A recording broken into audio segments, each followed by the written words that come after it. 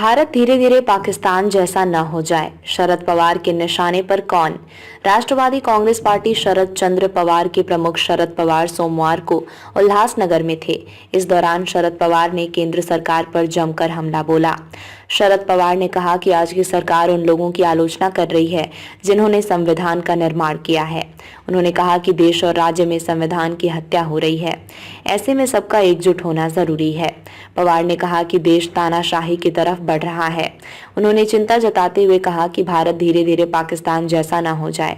राज्य में गोलियां चल रही हैं, ये संविधान की हत्या ही तो है।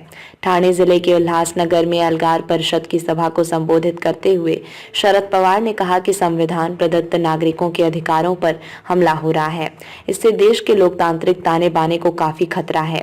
पवार ने कहा कि संसद में प्रधानमंत्री नरेंद्र मोदी की टिप्पणियां स्तरहीन थीं।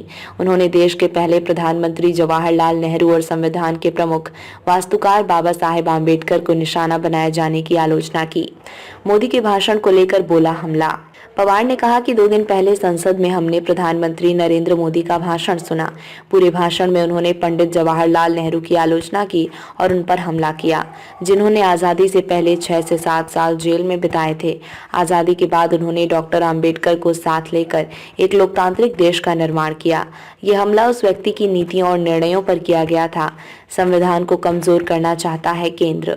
शरद पवार ने कहा कि इस तरह के हमले केवल व्यक्तियों को निशाना नहीं बनाते, बल्कि इन महान व्यक्तियों के निर्धारित मूलभूत मूल्यों और सिद्धांतों को व्यापक रूप से निशाना बनाते हैं।